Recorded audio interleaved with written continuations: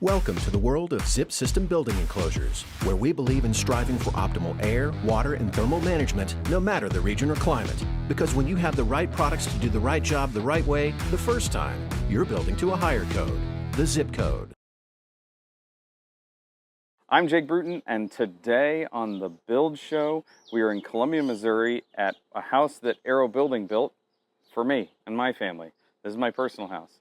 And I want to talk about something that I've been talking about at the building science symposiums lately, and that's one of the most important aspects of the house, and we're going to call it ownership. Call it maintenance or supervision or whatever you like. I think ownership might be a really good term. And today we're going to talk about how I or someone in my family managed to leave a garden hose hooked up and freeze and cause this little pipe to burst. Let's do it now. All right, so let's start the conversation by discussing, for those that may not know, how a hose bib works. I cut this so that it was easier to get out of the wall. From here, there'd be the knob that you turn and the part that your hose hooks to that you can see here. This little guy with that little rod inside is how we stop that water from freezing, even though it might be connected to the outside. So when it's connected to the outside and there's no hose on it, it has slope, it can drain. This little rod connected to the handle comes all the way back into here, about 8 to 12 inches into the wall in my market, and shuts the water off back here. So the water is actually quite far in. That's why you see this in a T-wall framing, or you see it in a really thick assembly like underneath a cabinet or something like that. In this instance, we actually have it in an exterior wall, and it runs parallel with the exterior wall. We'll talk about that in a minute. It was not the cause before anybody points that direction. What we have is a hose that was left hooked up. Water in the hose starts to freeze. The water that's uphill of that, that's in the house, starts to freeze, and it pushes and pushes and pushes until it hits that stop, and then it's pressurized and it has to find a place to burst. So it bursts here. The interesting thing when that happens is this doesn't actually leak until the next time you turn the water on, because then it pressurizes the system and pushes water out of this hole. Otherwise, even if this thing's pointed down, just the frozen part will leak, and then it'll all drain out because it's draining to the outside. So it's actually kind of an ingenious system for hiding a leak until spring, which is when we want to go about fixing it anyway. So that's the ownership part of this. This was properly designed, this was properly installed. I screwed up, or someone in my family screwed up. I'm not pointing the finger. I screwed up, I forgot to disconnect this. The other hose bib on the other end of the house is fine. The exterior water lines that we have that run to our heat pump water heater made by Sandon, those were fine. I double checked that they were turned on and the heat tape was working. We just messed up. It happens. We went to turn the water on. We had water show up underneath the freezer inside. We immediately knew what had happened. So why do we have this hose in this exterior wall right here? Well, we built this house before Aquar came out with any pretty looking hose bibs. And this was a spot that's close to the front of the house, but around the corner where nobody would see it. So we were trying to make an aesthetic choice with our location here. We're trying to hide this thing around the corner. Had I do it, would I do this again? Probably not. I would probably move it around the side and just let it be seen. I'm not too terribly worried about it. There's so many plants and colors with our house.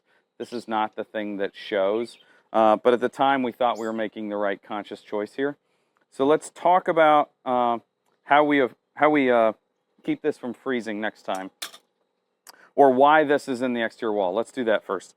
Why this works in our exterior wall.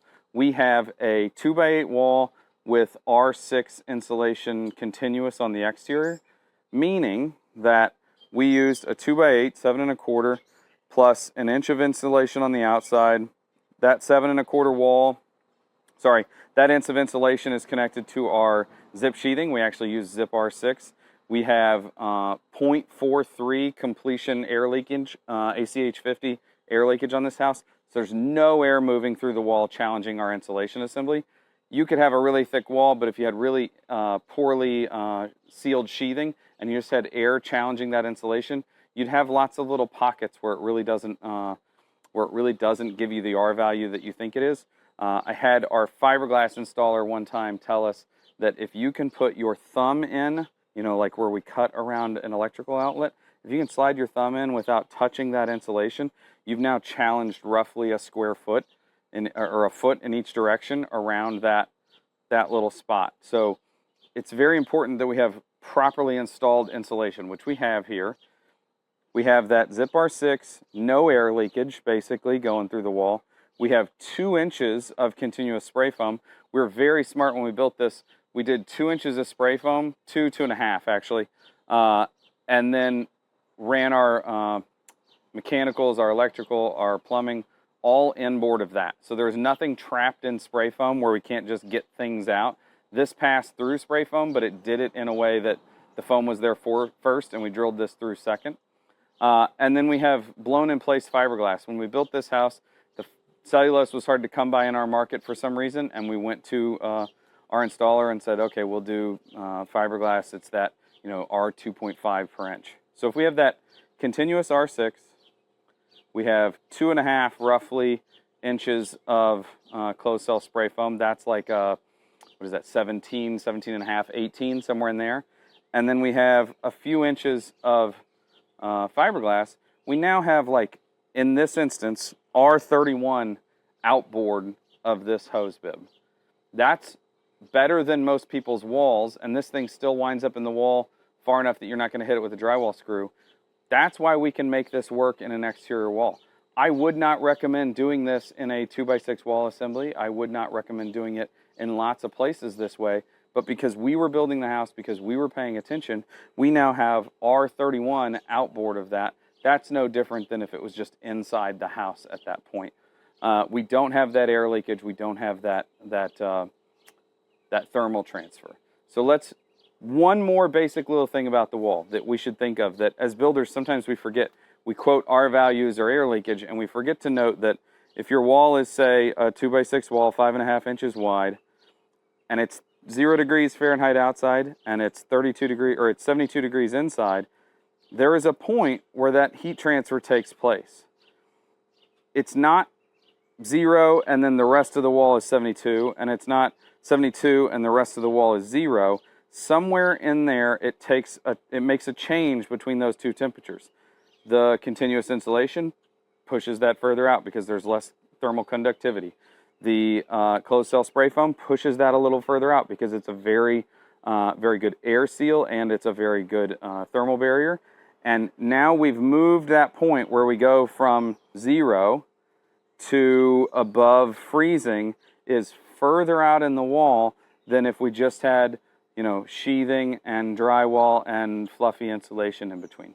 So making those choices and trying to push that point where the wall is cold enough to get condensation, we're dealing with water vapor, or cold enough to freeze, we're resolving those issues by making specific choices with our insulation. Again, I would not put this in most walls in this manner, but it's my house. It's a 2x8 wall. It's got continuous insulation on the outside, 2.5 inches of closed cell spray foam, and then very well installed fluffy stuff, and then this guy. So what we have here is the one thing that you can't plan for as a builder. You cannot plan for ownership. I did everything right, and then myself, as the homeowner, did everything wrong. And now we have a problem that I'm fixing on a Saturday and making my wife that has a PhD hold the camera for me. So this is what we come to. This is what we get to, is it comes down to ownership. So we want to do as many things as we can to avoid these types of things. But man, I think we've all been there. I think we've all had this happen with one of the houses that we built. There's not much you can do except for come repair it. So think about what your assembly looks like. Think about whether or not you're going to make the right choice for the long term. This is the third winter that we went through this, and this is the first time that it froze because we forgot to disconnect a hose. It happens. This is my Saturday. Till next time, don't forget to follow me on Instagram. Don't forget to follow the Unbuild It podcast on Instagram. That's myself, Steve Basic, and Peter Yost, talking building, building business, and building science. And don't forget to sign up for the Build Show Network newsletter. There are like 12 videos a week, and you are going to miss something if you don't check in on that newsletter. Till next time, have a good day.